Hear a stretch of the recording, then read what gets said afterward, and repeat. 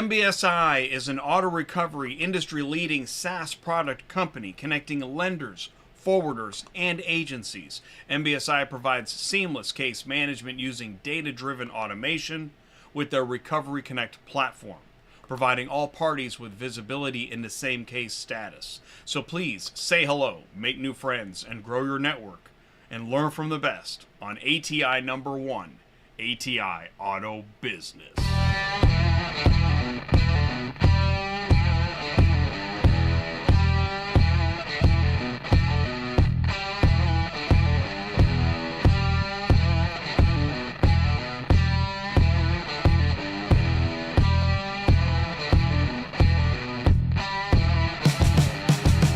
What's up, ecosystem? Welcome back to ATI Auto Business, automotive ecosystem, where everyone learns more about the automotive industry. Let's get started with some top industry news and headlines that include Nissan Honda merger collapsing, tariffs, oh, reciprocal tariffs, and Jack Cooper is now shutting down. At the quarter hour, we have Ray Peloso, president of MBSi Corp, with us, and we have a panel at the half hour where Heather and Doc and Mike and Vaughn will join us in the panel discussion. So please do say hello in the live chat. Oh, that's pretty cool. What is going on there?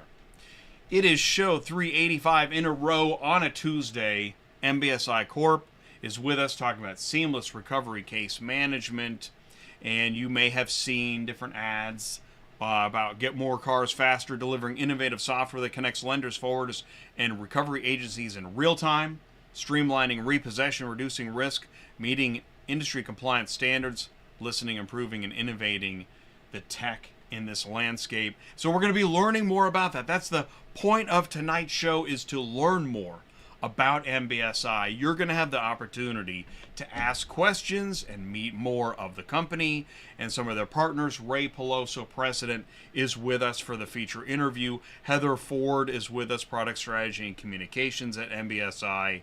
We have Doc Foster from Metro Investigation Recovery Solutions. Mike Thacker is with us from FinB USA. And Vaughn Clemmons, president, ARA, also in the panel. So this is going to be great. I always say get to know your ecosystem, new, used, dealer, auction, logistics, tech, and much more here on the ecosystem's neutral zone. It is fun for the entire family. Gather around, get some old-timey, straight-up information. 7 o'clock Central Time on Tuesday nights is where you want to be. If you were here 2 weeks ago, that Inside LPR show, boy, that was a good one. And then last week, the Nothing Burger. So, yep, nothing controversial about any of that. On Thursdays at noon on Industry Logistics, we learn more about Haul X. You never heard of Haul X. TMS. Wow, the features. Good job, Haul X. And then also Dispatch Minds, load search software. That was last week. We cover things on ATI you haven't even heard before. So let's do some news. We got about 15 minutes of news. Thank you so much for saying hello in the live chat. There we go. Okay, so what do we got here? We're going to start with, is Honda too fast or Nissan too slow? Speed was an issue with the merger unraveling between Nissan and Honda. The mega merger between the two Japanese automakers is on the verge of collapse after Nissan balked at Honda's buyout proposal to make it a subsidiary. See, nobody wants to be a subsidiary. Partly at issue are the questions over the speed of Nissan's ever-evolving turnaround plans. Some execs at Honda thought taking full control of Nissan could force faster reform, while some execs at Nissan said being positioned as a subsidiary violated the spirit of the basic merger agreement. Honda was in a rush, wanted to get things done. Honda's overture to jumpstart change by making Nissan a subsidiary, however, was a non-starter with the Nissan board. Whereas a majority of the board members supported the initial agreement, they changed their mind. So now Foxconn is reportedly back in the hunt for Nissan after the Honda deal dies. The Taiwan-based manufacturer of iPhones, better known as Foxconn, has reportedly resumed its hunt for Nissan after the Japanese car maker's deal with Honda has died. Some members of Nissan's board are open to the partnership with Foxconn. Just don't use the word subsidiary. Foxconn reportedly approached Renault last year about buying part of its stake in Nissan. Some Nissan directors feel Nissan could benefit more from a tie-up with a player outside traditional auto industry. It could bring fresh tech and money. Fresh tech and money are always good. And in the tariff news, I didn't make that. Analysts weigh scenarios for potential auto industry fallout from Trump's tariffs. So S&P Global Mobility said in an analysis there's 3.6 million vehicles imported to the U.S. from Canada and Mexico just last year. That's 22% of new car sales. Not to mention the U.S. imports more vehicles from Mexico than it does Japan, South Korea, or Europe. While more than half of the country's new cars sold last year were built in the U.S., 15% were built in Mexico, nearly 7% in Canada, doesn't sound like a big deal till you include all the parts.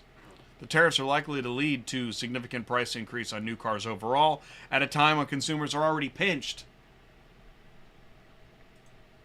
The average $25,000 landed cost of a car from Canada or Mexico could have as much as a $6,250 added price to the car. Importers are likely to pass most, if not all, onto the consumers. And it's not just imported vehicles that could be affected. If the 25% tariffs, we're talking in March, are applicable to components and parts, U.S.-built vehicles that use components from Canada and Mexico would rise in cost as well. Most cars produced in the U.S. would be impacted. This will lead to ripple effects across supply chain, impacting OEM, supplier, consumer. There's a 30% chance that an extended disruption would last 6 to 8 weeks. There's a 10% chance a more severe outcome called the Tariff Winter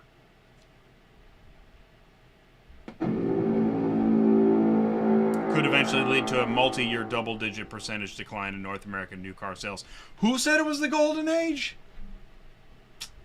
Not a good idea. Winter is coming. And Tesla makes all of its models in the U.S. That could help if Trump drops the tariff hammer. So that's great. Tesla makes its entire vehicle lineup at factories in California and Texas. That could give the electrical vehicle maker an advantage over rivals. Tesla assembles 5 vehicles in the U.S. and all 5 rank among the most American-made cars. Nobody's completely insulated, but in relative terms, Tesla's better positioned than most. How convenient. And then there's these arson attempts going on. Somebody spray painted that. I don't know if that's news. Seems relevant. Federal authorities are investigating after a Tesla store in Denver was vandalized 3 times. Police in Loveland, Colorado said someone spray painted offensive and hateful graffiti on the Tesla building. News release, yada yada.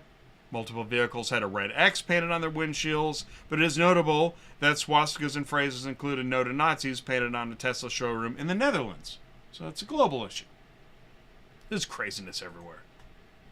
Trump's to announce new reciprocal tariffs, raising steel and aluminum duties. You heard about the steel. On February 10th, that'd be yesterday, man, you got to keep up.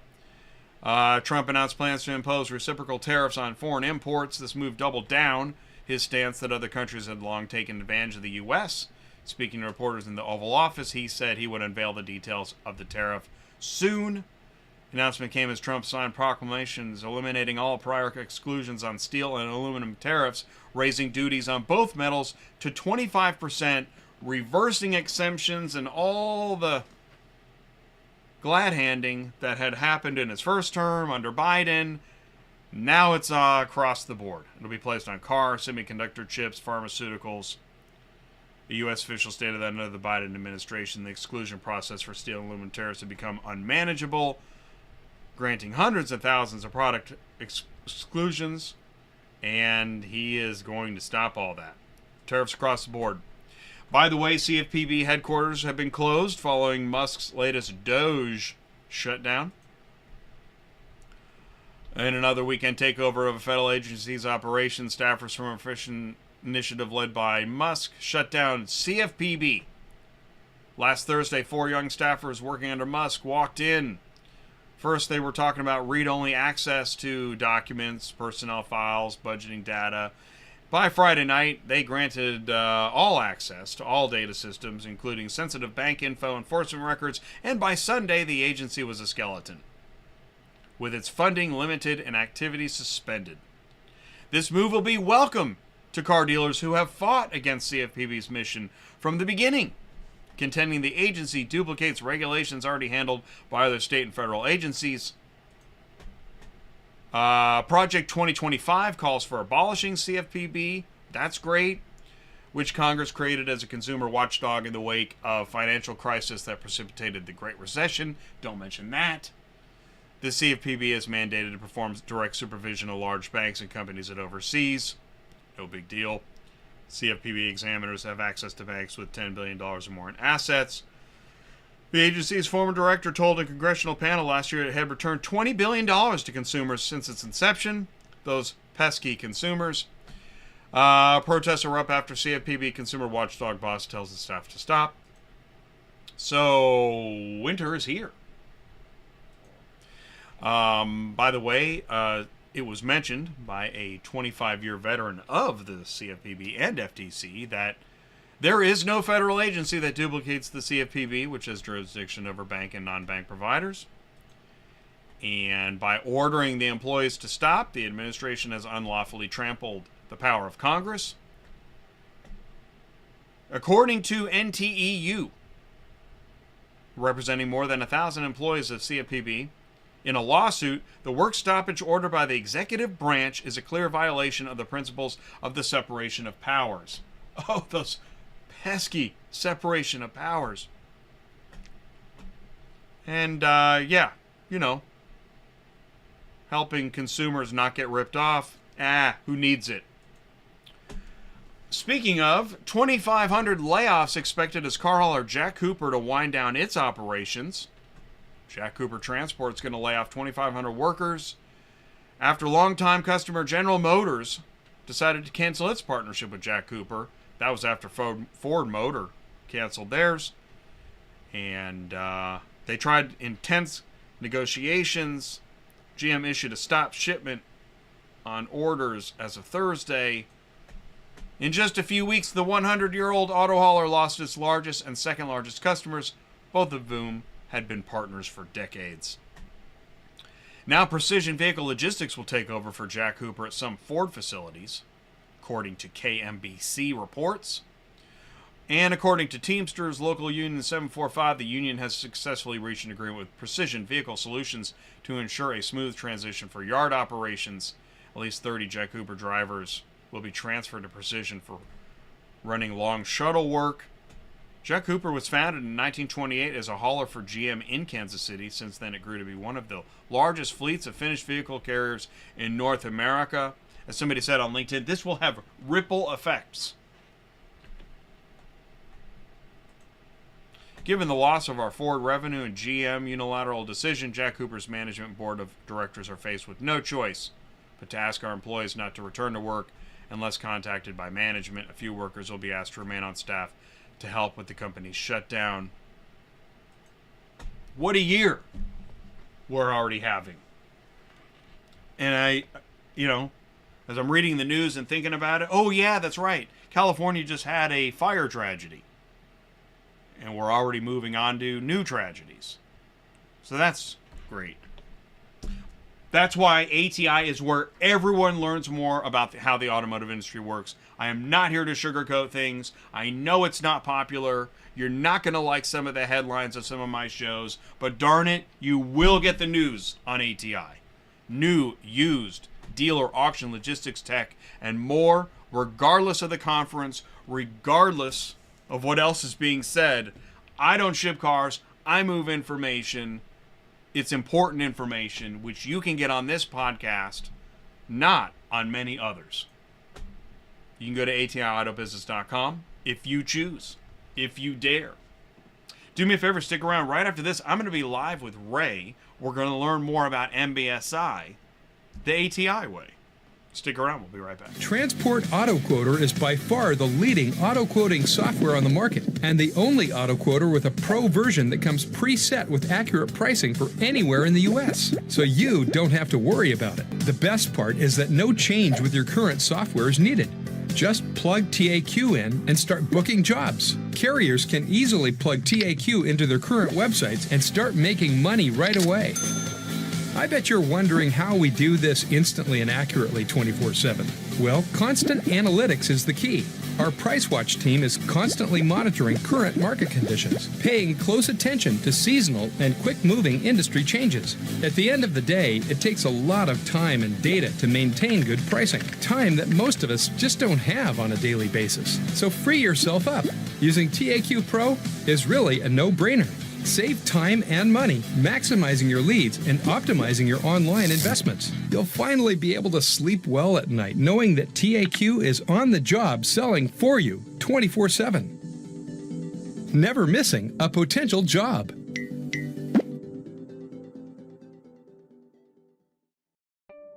Are you completely stressed out from all the calls and the contracts and the verifications of loads where nobody ever answers the phone? Call Murphy Auto Dispatch Services today. Murphy Auto Dispatch Services has over 15 years in the transport industry. We are your office while you are on the road.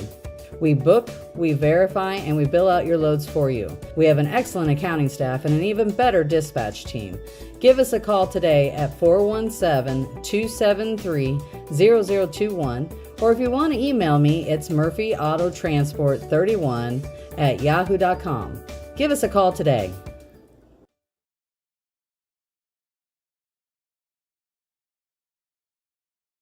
Need a faster way to move vehicles? Draver has you covered. Whether you're an OEM, fleet, rental company, or a dealership, Draver's network of 20,000 contract drivers gets vehicles moved 75% faster. From valet services to delivery, repositioning, and auction moves, Draver handles it all. With insurance coverage and expert support, your logistics are in good hands. Ready to try with the Draver Now app?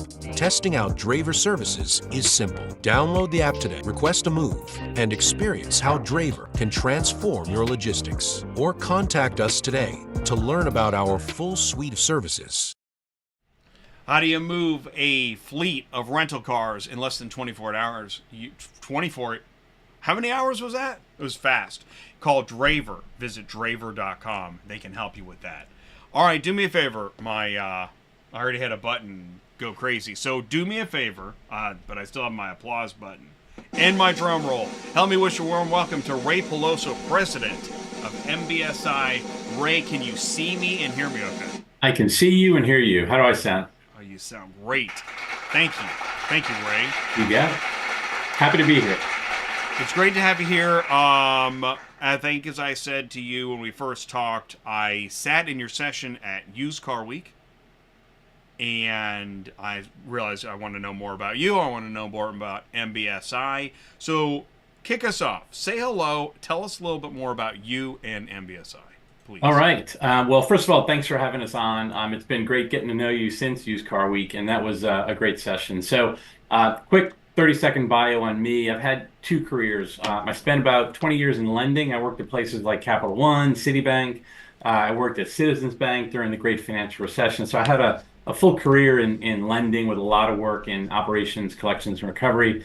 And about 10 years ago, I made the leap over to the technology side, and I was able to become CEO of a similar software company, frankly, to MBSi. So I had about a 7-year run there. We got to a good exit. It was a private equity-backed play. We were selling to global banks and lenders, did the post-acquisition transition, and about a year and a half ago, I was able to connect in with MBSi, so I've been here for about a year and a half, similar type company, so delighted to be here. That's kind of my quick bio. To jump into the company, I think your intro was great, and by the way, you covered a lot of news in about 14 minutes. I was telling you in the break, you talk fast. So we're a SaaS platform. Our flagship product is called Recovery Connect. And what it does is sort of seamlessly synchronizes the assignment of a case from the lender through to the forwarder to the agency. And there's a lot of operational activity that goes on. And so our platform allows the process to be synchronized. We've got automation in place, and we've got the ability to do segmentation and tools for the lender, ultimately to help the car be recovered in a compliant and efficient way. It seems that tech is kind of at the center of what you do. When we get to know companies, right? I'm sitting in your session, I'm at Used Car Week, I'm learning more about you and MBSi, but in the ecosystem, lenders, forwarders, agencies, It seems like there's many ways you can go with where you start with a focus, but it seems like tech is a big focus. Am I right about that? I'd say probably not. In fact, it's really interesting. This is an industry that actually has sort of old school spend. A lot of the time and effort spent in the industry, right, is drivers that are going out on the road and they're getting the car. But where you're absolutely correct is, I think in the last X years, call it a decade, the introduction of a lot of technologies, whether it's sort of mapping tools in the car or like our platform with automation, absolutely has had a huge influence on how the operational activity works. But it's still a boots on the ground. Somebody's got to go get the car. So there's a decent amount of non-tech work that goes on. So I love your answer because I know that if you talk to an agent, it's all about boots on the ground. Tech 100%. is not the first thing they talk about. 100%. But if you talk to a lender, what would be their first? It's actually probably, well, Right. first of all, I think the lenders have a very solid appreciation for actually what has to happen, like the operational activity. So you need to start there. Having said that, though, I think by and large, the lenders are much more likely to seek out technology or efficiency or automation. Whereas I think you're absolutely right. That for the agencies, it's all about, I'm going to go out, hit the road, and get the car. Now, I'll also say this about technology in the car. I think the efficient, low friction use of technology is actually welcome by the drivers and the trucks in the industry. It's bad technology or high friction or getting in the or perceived getting in the way of getting a car that I think is problematic. And especially in repossession, it seems like more and more tech gets added all the time, from the LPR to the assignments themselves. And then, so you need to have reliable, real-time visibility. Everybody's got access to the same case. That brings me to the forwarder.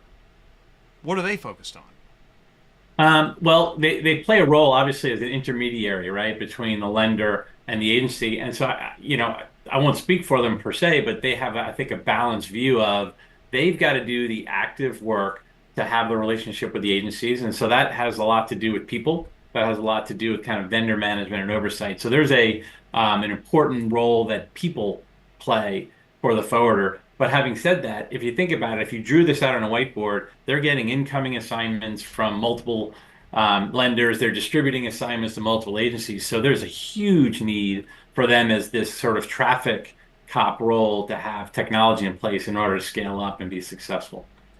So I think that brings us into, because I think the show's called Seamless Assignment Management, something like that. And that is one of the big challenges, right? Because you've got an assembly line of custom jobs that all need to be distributed and managed and overseen. Yeah. All right. And how do you do that? How are you able to do that?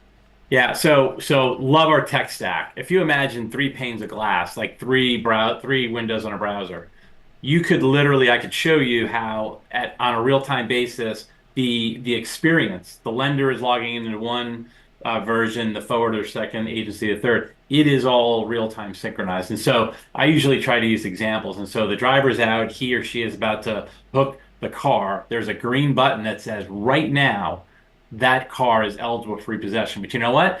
If the customer calls into the call center and makes a payment, that button goes red. And so that car is no longer eligible. And the driver has that information right at their disposal at the moment of truth.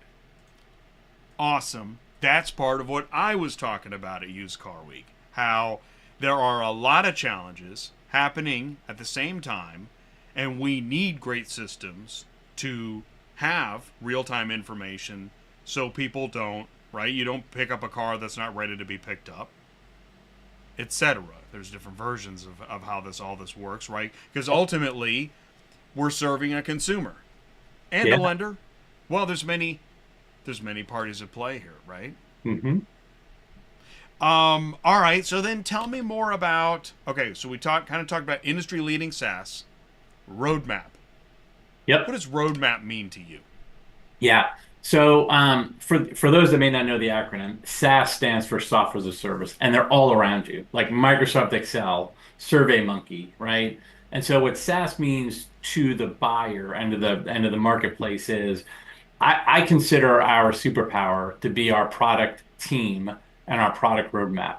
And so, when you are a client of MBSi, you are getting new features and new products on an ongoing basis. And so, every quarter, right? The team is building and shipping product is the way we describe it. And over time, 3 quarters, 6 quarters, 4 years, you are simply accumulating more benefits, more features, and more functionality. And so SaaS companies, that's the value prop. So when you wake up next week and you log in to SurveyMonkey and they do, or Zoom, and they do this sort of upgrade, that's some product people back at home base building new features that you get to consume. Right. And users of, now is this Recovery Connect? Is that the name of the SaaS? Great question. So Recovery Connect is the branding of the platform. There's a handful of, I would say, modules or products within it. So like you have Microsoft Outlook, but it's got Word, Excel, PowerPoint. It's the same analogy. So Recovery Connect is kind of the flagship brand that I think most in the market would know. But we also have a series of additional products. We have the Switch segmentation tool. So lenders can go in and create assignment distributions and segmentations. We've got a smart invoicing product. So within the family of products, it sort of hangs together with Recovery Connect as the platform. So you've got new features that continuously be improved, rolled out, and then speed. Yep. I know is an important factor. Tell me more about speed. What's happening there? So, if you Google 10 minutes of like, what does SaaS mean? One of the main benefits of a SaaS company. So product roadmap and development is key. Also speed. If you signed up with us tomorrow, we could get you live in minutes. So the product is there, it's built, we've got automations in place. Because when a client buys, they want speed to value, right? I just signed that deal. I want to get live on that platform to get value. And so unlike sort of traditional technology implementations, I was just on a conversation recently where there was like a 6-month timeline. We get you up and running, we get you your credentials, and you're in the market. Whether you're a lender, forwarder, or agency? Yep.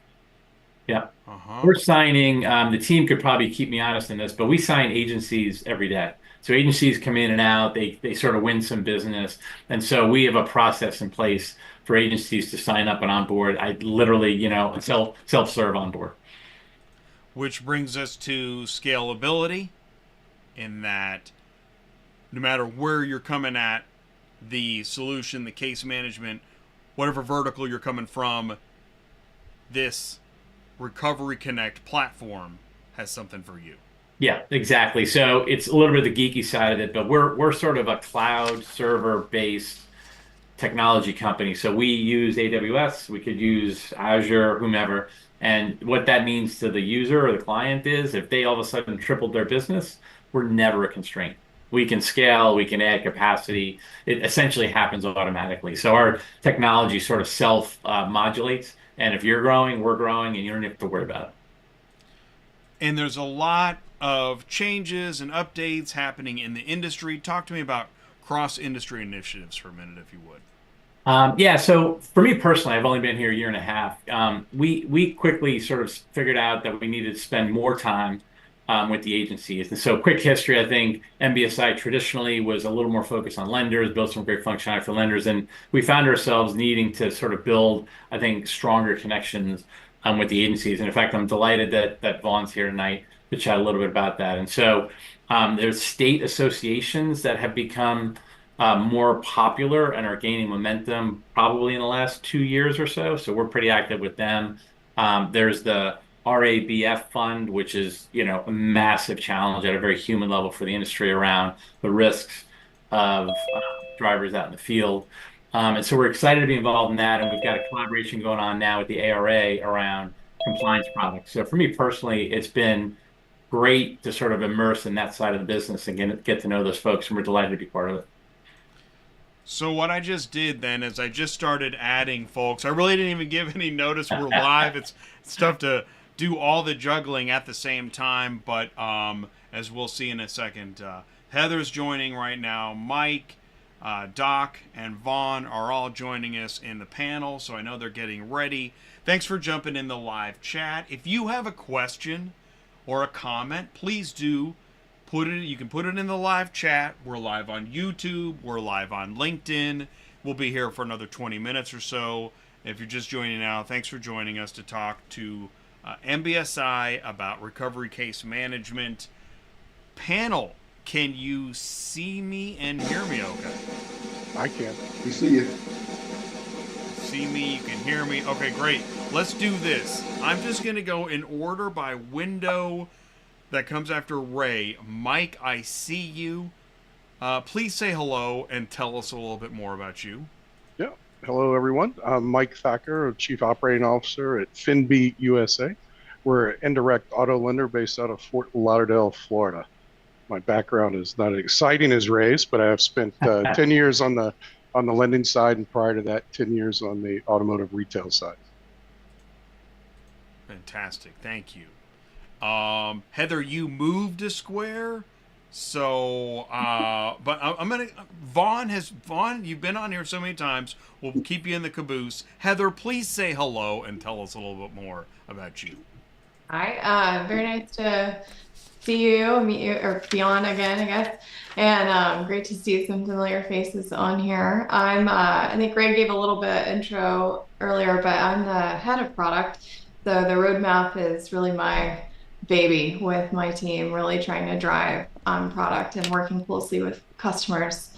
So we are, delivering against the market problems. Really, it's what we're trying to drive towards. All right, wonderful. Good to have you on. Thank you, Heather. Now, Doc, can you see us and hear us? He's there. He's joining.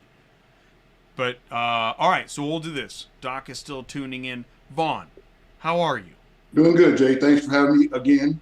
It's great to see you. Great to have you here. For anyone that's not familiar with you, please say hello. Tell us a bit more about what's I'm Vaughn Clemmons. I'm the president of the American Recovery Association. I've been in the repossession industry for well over 40 years, and my focus has primarily been on raising industry standards, advocating for our agents, and ensuring that we finally have a unified voice in the space.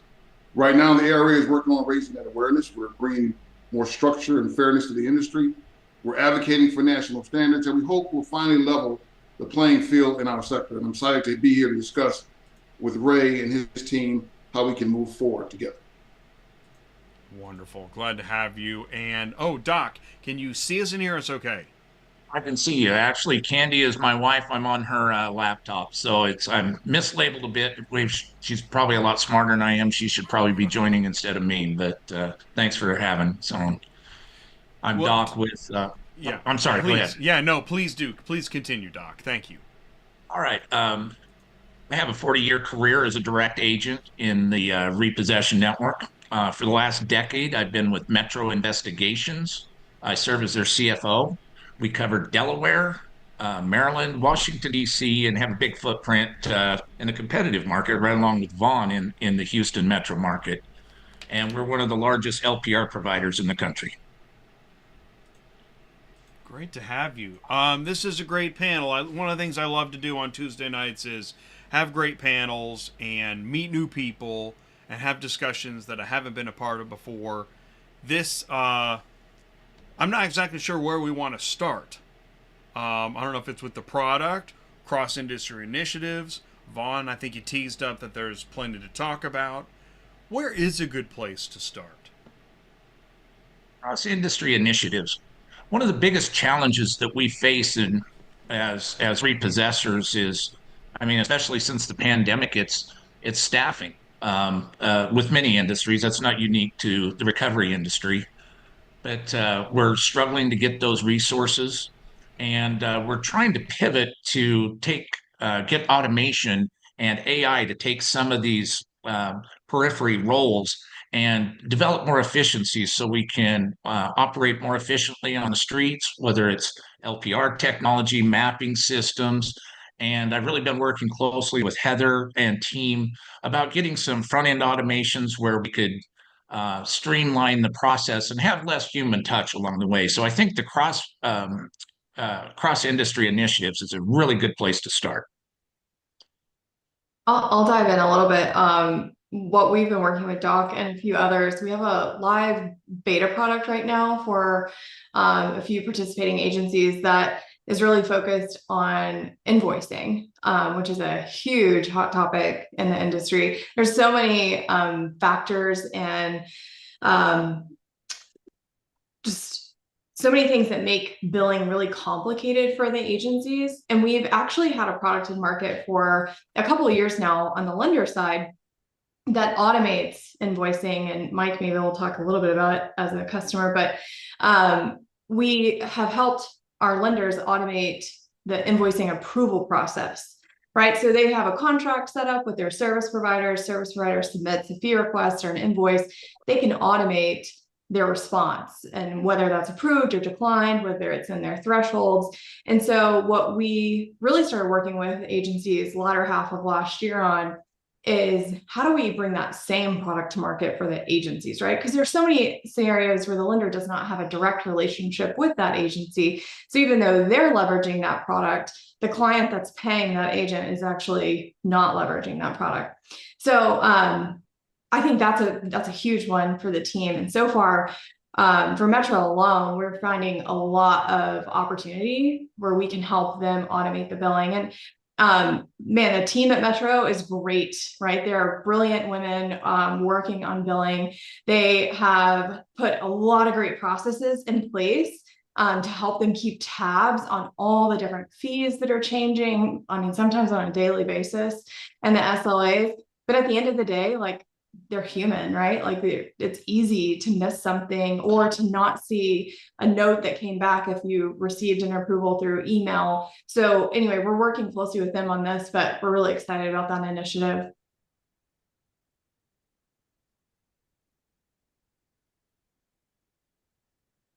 I don't know, Vaughn, I know violent borrower is a big one, right? Like in the industry right now. And I was chatting with you a little bit about what we're planning. I don't know if you want to touch on that. Yeah, I think I would be remiss if I didn't first start off with saying thank you to Ray. I met Ray last year in early 23, and in the fourth quarter of 23, we came together to find a way where we could collaborate along with MBSi. And the freedom of choice has always been a problem in this industry. And Ray saw that exclusivity was hurting MBSi. And through his leadership, he's changed course. And we were finally, last quarter of last year, able to have a partnership with MBSi where agents and forwarders can now have an option, and lenders can have a choice rather than have to be set with an exclusive brand, so to speak. So Ray, thank you for the opportunity you've given and afforded to our membership and to the industry by opening up the doors for us. Heather, you hinted on agent safety. I believe that's what you want to talk about. Yeah. I'm not really familiar with it, but they did share with me what they're doing, and I believe you already have it in the market. Am I correct? We're close. We're not quite there. But this month we're planning to release the change. So what I've learned in discovery and talking with lender is I've yet to meet a lender in this market that actually wishes a case where violence occurred remain open. They don't want that, right? They want it to close. They want it to go on hold. They want to review it. They don't want agents to be endangered. But what's happening is there are a lot of manual processes that are slowing the message down. And so what we are working with all of our customers, lenders, forwarders, and agencies on is creating more of a streamlined, systematic approach. Similar, everybody, I think a lot of folks are familiar with on hook, right? When you unhook that vehicle, it stops the payment, it stops activity. Similarly, we're looking at violent borrower with the same type of view, right? So agents in the field, they push violent borrower or violence occurred, whatever that looks like. They can add their statement of fact similar to an update, and that would immediately place the case on hold. And so that gives the lender an opportunity to take a look at it, review it before it flips or gets reassigned to the next agent, because the borrower who came out flashing a gun has no idea if it's Vaughn or Doc's team that's coming out. They just know they made a threat to a repossession agent. So what we're trying to do is really halt the activity and give the lender an opportunity to do a review before it continues through the industry. Yeah, it has to start somewhere, Heather. You guys are right on point. Agent safety has always been a problem.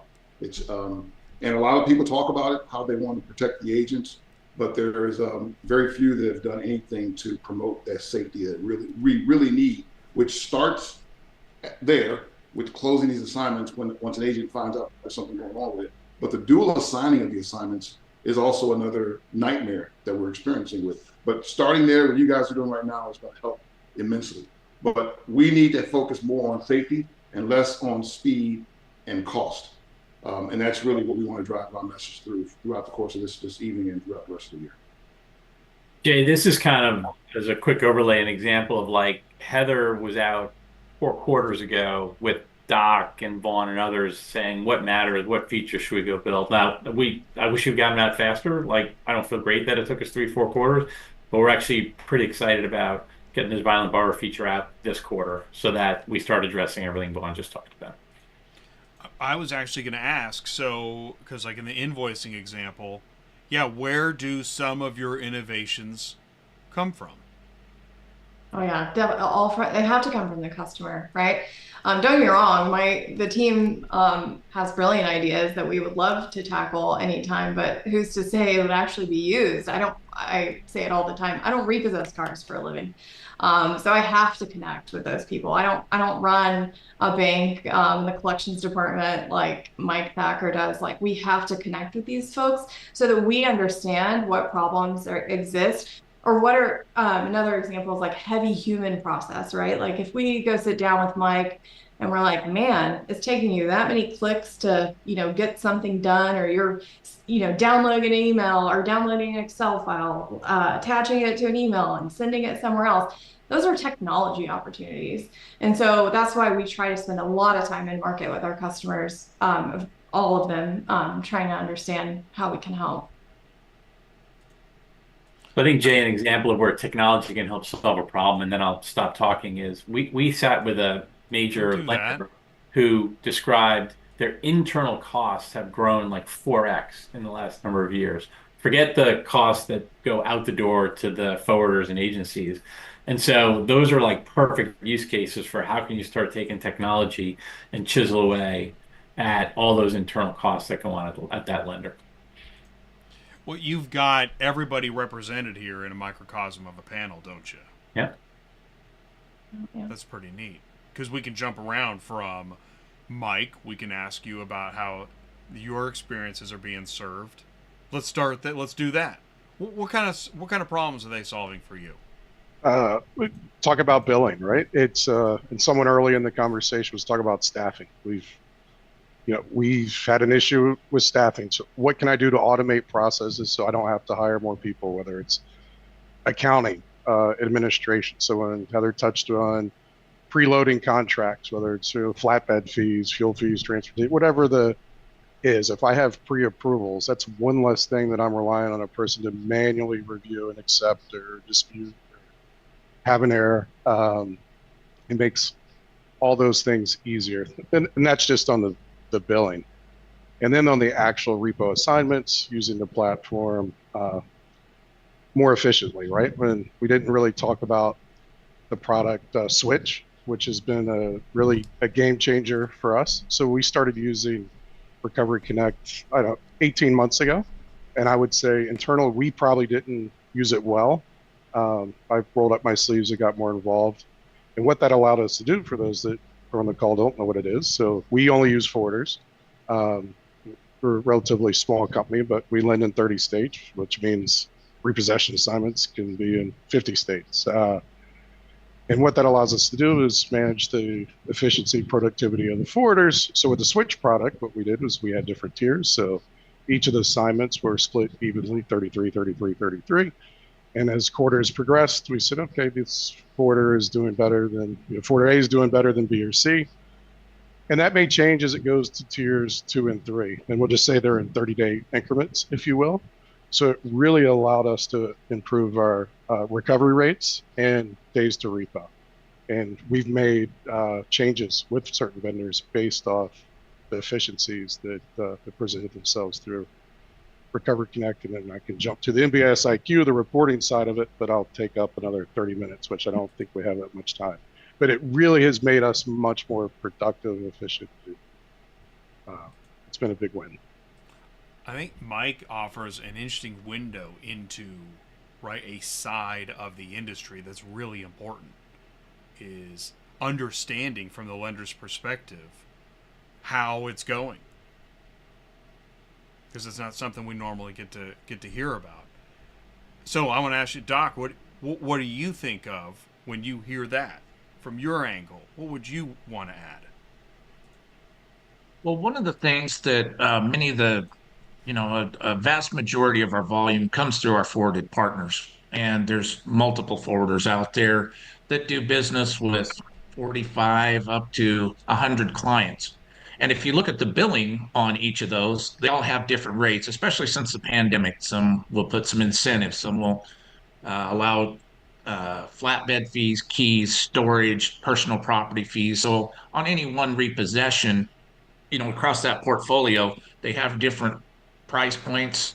So when you see a forwarder rate sheet, there could be 40 line items. And during the course of a night, you could pick up for 20 of those. And it's a very manual process of going through. And oh, by the way, depending on where we're at in the month, they're drawing incentives, and those things are changing on a daily basis. So our billing is inherently hard. On any single repossession, we could have up to 5-6 particular invoices, because we'll bill each item separately, and there's just too many fail points to touch. And that's one of the things I've really been working with Heather and Ray and their team on, trying to automate that. One, keeping on top of those billing sheets, keeping them current daily, and then making sure that the accuracy and taking those manual processes out. That's our desire. We're not there yet, but we're close. Right, especially if you're being scored on your performance, then you need the tech to help you perform at the best level you can and get paid on time. So it's not only about scoring well, but once we've done our performance, we got to get paid so I can afford those resources on the street. So that invoicing is uber important in that process. Jay, I'm new to this industry, and I sort of take a human look at this entire topic. And we're doing analysis on error rates and lost revenue and all that, and it's all financial, and we're all business people on this call. But there's a lot of really good people out there that are working hard to make a living, and they deserve to take that money home as income. It's just really interesting to me how everything Doc said is correct, and it's all where technology and automation should be able to solve it. And that's what we're shooting for. We appreciate Doc helping us. Sorry, Vaughn, I jumped in on you there. No, Ray, you hit it. I was going to just say exactly what you led off with. The biggest thing Invoice can do is help the smaller agents, the mom and pops who really, it's a husband and wife run the business. They may have a driver or two, but at the end of the night, they're in there doing their invoices. And there's a lot of lost revenue, because if you miss a fuel surcharge, or you miss this, or you forget to cross a T, you can lose hundreds of thousands of dollars. Yeah. One of the things the invoicing space could do effectively is create a system where, if you're working for, let's say, ARS, and their particular client has 10 items you can bill for on one particular case, that invoice should not be able to be submitted until everything has been completed, meaning fuel surcharge has been submitted. It will protect agents from losing revenue, because really every penny counts. So I know you guys are still working on this, or maybe you're completed, but that could be maybe your second phase. So when you get a client who gives you their spreadsheet, and I know Doc said it best, they're massive. It's just incumbent. It's incumbent on how much work you have to do just to check off and make sure you're missing anything. Making that automated will be huge for the agent network, for sure. Well, I'll hit you up after this, Vaughn. I'll show you how it works. But yes, yes, all those things and more. I can't tell you how many agencies we spoke with who just admittedly say we actually don't charge those fees. I just don't have the time. I don't have the time and resources to go and actually verify the fuel surcharge. I can bill it at this rate, or that mileage changed to whatever rate. And so they just know they're leaving that money on the table. And so honestly, that's who talking with Metro is a big part of this, because of the complication and the number of clients that they have. But really, those smaller agencies are the ones I think who are going to benefit even more, because they're going to be able to capture revenue that they are literally leaving on the table. Jay, I get it. This industry. They're the lion's share of this industry, and they're the ones that affect the most by leaving revenue on the table. So Heather, I applaud that. If you guys have that in the works, for sure.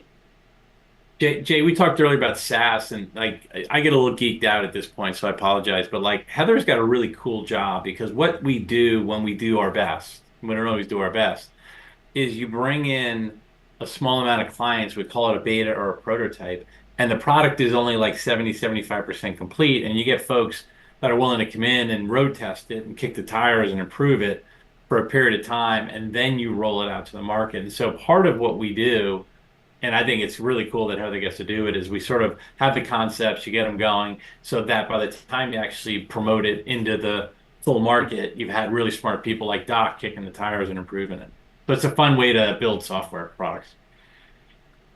It's not just me. I have a great team behind me, so don't think I'm not wearing any capes, but definitely have a really, really cool job. And it's fun, right? Like we get to connect with all these different people who have very different yet similar experiences and try to help them be more efficient. It's really fun. So. Yeah, you must have quite a team. This sounds really complicated. Right? And it's always changing and updating. And I mean, as you mentioned, all the different agencies and their methods of doing business. And yeah, to the point where you can't even, what if you can help a small business recoup more of its costs and expensive? Are you doing that? That's the Is goal. that happening? Yeah, That's absolutely. Yeah, that's Wow. the goal. So we're in beta, so we can't make any, giant claims yet. But by the time we show up at NARS in April in Orlando, we expect to really get this thing completely off the ground and highlight to everybody how it's working.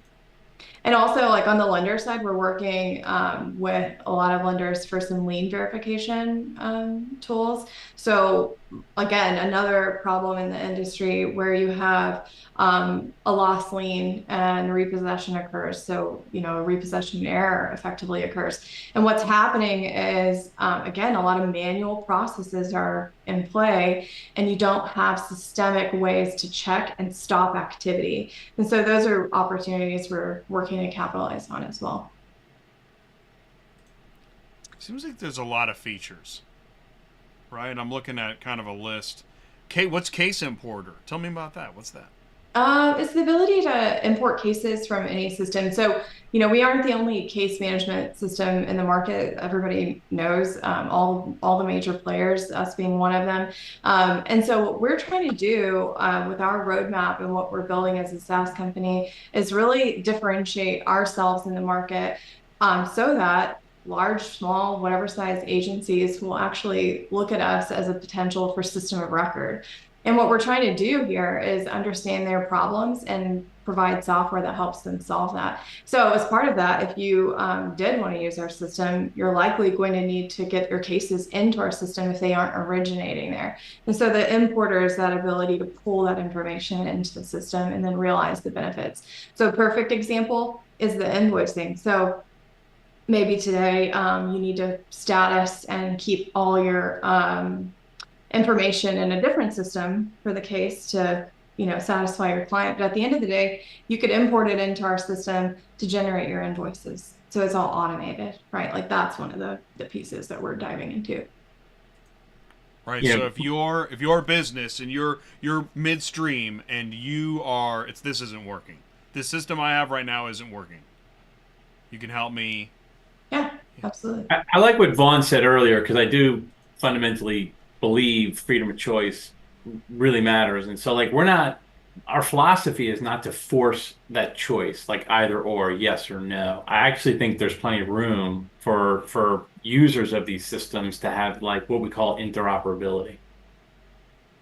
It de-risks the decision. I don't have to sort of leave a platform A and go to platform B. I think that's the future in general. I think it's the future for this industry. And so that seems like freedom of choice, right? Well, and to be able to select the system for the features that matter most to you, right? Like you should have a choice in how you run your business. I'm looking at the clock, and here's what I'm thinking. I like to do final thoughts. Everything's on the table from NARS, violent borrower, whatever you want to talk about. But I want to hear from everybody one more time before I say goodnight. I'll tell you, I feel like I've been talking too much, so I'm gonna leave it to I'm gonna leave it to the rest of these great fellows. All right. I want to hear from Mike or Doc. Go for it, Doc. All right. Well, I just want to thank Heather and Ray. We've had a lot of, you know, Vaughn is one of my competitors in my competing market, and we have a phenomenal relationship. And I think competition drives innovation and makes each of us better.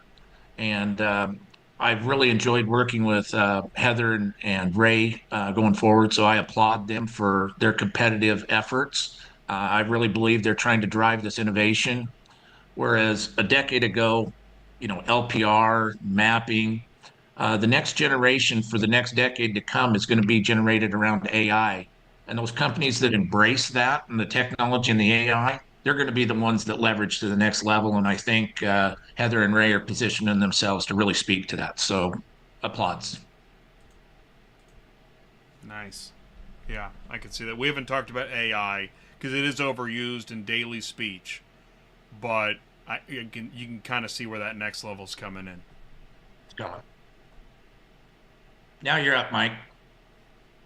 Man, it's hard to follow that one. Hard to follow that one. It's technology improvement. We just switched servicing platforms. We were on Megasys, now we're on Northridge. What can I do with MBSi to help build that integration through smart invoicing, repo assignments? Right? AI is definitely overused, but today I rely on people to take the best known address when they assign a unit out for repo. And sometimes they make mistakes. Maybe they just take the easy address because it's the consumer's address, but maybe there was a note in the system that was the last known address. How do I extract all that information, whether it's through scraping, building APIs, and automate more of this process? Because staffing continues to be a struggle for me. And I do know that getting the docs and the Vaughns of the world the right information the first time makes their life easier. They want to take my assignments. I get better results. And just how do we continue to evolve and do a better job? I can appreciate that because when I think of the case management at this level that you just said, lending in 30 states, that means repossessing in 50. The amount of data and the changes and everything at the same time. And then you just said with limited staff, you would need great software and tech to help you manage all that data in an efficient manner. Absolutely. So that makes a lot of sense. Vaughn, you're up. Hey, I would hate to keep beating this horse, but freedom of choice is key. And back to what Doc just referenced, I'm grateful to Ray and Heather and their team to showing the industry why freedom of choice is needed. There's a lot of things that we're tackling right now going on in our sector that requires us to change the mindset of these exclusive contracts that are going around. Ray broke the mold here, and I'm appreciative. This year at NARS, want to put a plug in, it's April 23rd to the 25th. You can go to reposummit.com to get more information on our agenda. But one of the things on our agenda is we have breakout rooms to highlight each software. MBSi has a breakout session, RDN has a breakout session. The key is to show agents and lenders what's available to use. And it looks like Heather and Ray have a pretty good feature coming out by NARS, and I'm interested to see it myself. Thank you, Vaughn. Okay, so we are winding down. We have Ray and Heather left. Yeah. Who wants to go next? Okay. Again, I think I'm really grateful to how open people are when I pick up the phone and call them. I know I've called Mike, Vaughn, and Doc on this call numerous times, random text message. And that's a key part of our role in the industry is understanding and listening to the customers. But on the other side, they have to be able to willingly give that information to us and participate in the conversation. So that being said, I would just plug that we're always listening. We have a great team at MBSi who is constantly on the phone talking to all of our customers, and the door's open. So anybody who wants to have a conversation with us, wants to learn more, feel free to reach out to us anytime. We're always listening, and we're always willing to entertain one more customer, one more conversation for sure. I was going to say this is that. I was thinking it earlier. One of the things that I know is from onboarding is you have your first sale, which is come try us. And then you have your second sale, which is, are you using it yet? Yep. Big deal. And it's amazing how much time just goes into getting them on board. So I can imagine that your team stays pretty busy with that. Sure. Ray, it was great having you here tonight. Thank you so much. Final thoughts, Ray? Two quick things. One is I thank everybody in this panel, especially folks like Vaughn, Doc, Mike, like a lot of good feedback in my year and a half, a lot of hard conversations that not a lot was sugar-coated, and that was really good because I was able to understand the lay of the land quickly. So a deep gratitude to people on this call.